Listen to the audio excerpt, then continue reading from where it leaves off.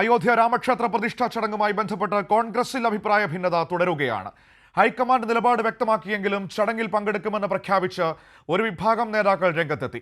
ഹിമാചൽ പ്രദേശ്, കർണാടക, ഉത്തർപ്രദേശ് എന്നീ സംസ്ഥാനങ്ങളിൽ നിന്നുള്ള നേതാക്കൾ ഹൈക്കമാൻഡുമായി ഇക്കാര്യത്തിൽ ചർച്ച തുടരുകയാണ്.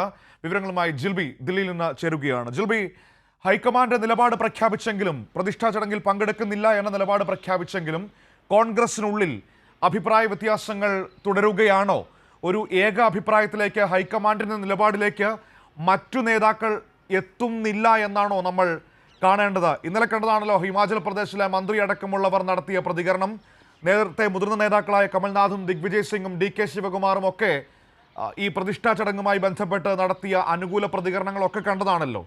അപ്പോൾ കോൺഗ്രസിൽ ഈ വിഷയത്തിൽ പ്രതിസന്ധിയിലേക്ക് കൂടുതൽ പ്രതിസന്ധിയിലേക്ക് പോവുകയാണോ?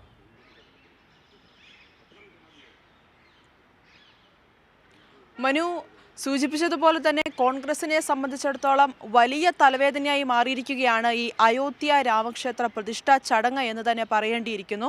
കാരണം ഈ പ്രതിഷ്ഠാ ചടങ്ങിലേക്കുള്ള ക്ഷണം കോൺഗ്രസിന് ലഭിച്ചപ്പോൾ തന്നെ രണ്ട് തരത്തിലുള്ള അഭിപ്രായം അപ്പോൾ തന്നെ ഉയർന്നിരുന്നു. അതായത് സോണിയാഗാന്ധി, അധ്യക്ഷൻ മല്ലികാർജ്ജുൻ ഖാർഗെ, അധിർ രഞ്ജൻ ചൗധരി എന്നിവർക്കായിരുന്നു ക്ഷണം ലഭിച്ചതെങ്കിൽ ഈ ചടങ്ങിൽ പങ്കെടുക്കണമെന്ന് ഒരു വിഭാഗം നേതാക്കൾ അല്ലെങ്കിൽ മുതിർന്ന നേതാക്കൾ അടക്കം ആവശ്യപ്പെട്ടു. പക്ഷേ അപ്പോഴും മറ്റ് സംസ്ഥാനങ്ങളിലെ നേതാക്കൾ ഈ ചടങ്ങിൽ പങ്കെടുക്കരുത് എന്നുള്ള വിമർശനങ്ങളുമായിട്ട് രംഗത്തെത്തിയിരുന്നു.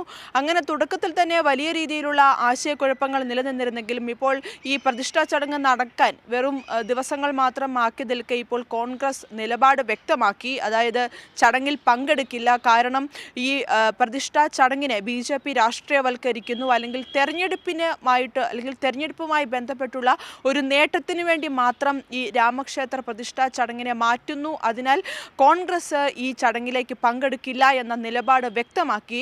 എന്നാൽ ഹൈക്കമാൻഡിന്റെ ഈ നിലപാടിനെ അംഗീകരിക്കാൻ ഇപ്പോഴും പല നേതാക്കളും തയ്യാറായിട്ടില്ല, അല്ലെങ്കിൽ അതിനെ ധിക്കരിച്ചുകൊണ്ട് തന്നെ ഇപ്പോഴും രംഗത്തെത്തിയിരിക്കുകയാണ്. അതായത് ഉത്തർപ്രദേശ്, ഹിമാചൽ പ്രദേശ്, അതുപോലെ തന്നെ ഗുജറാത്ത്, കർണാടക തുടങ്ങിയ സംസ്ഥാനങ്ങളിലൊക്കെ നേതാക്കൾ ഇതിന് എതിരഭിപ്രായമായിട്ട് തന്നെയാണ് ഇപ്പോഴും നിലനിൽക്കുന്നത്. അതായത് നിലവിലെ സാഹചര്യത്തിൽ ഇപ്പോൾ DK ശിവകുമാർ കഴിഞ്ഞ ദിവസം അടക്കം വ്യക്തമാക്കിയിരുന്നു. അതായത് ഈ ചടങ്ങിൽ പങ്കെടുക്കുന്നതിന് ഒരു കുഴപ്പവുമില്ല, ഈ കാര്യം ഹൈക്കമാൻഡിനെ അറിയിച്ചിട്ടുണ്ട്. ഒപ്പം ഹിമാചൽ മുഖ്യമന്ത്രി സുഖ്വീന്ദർ സിംഗ് സുഖു നേരത്തെ തന്നെ വ്യക്തമാക്കിയതാണ്.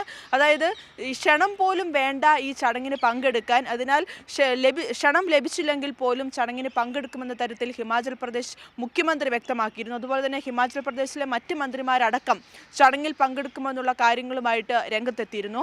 ഒപ്പം ഉത്തർപ്രദേശിലടക്കം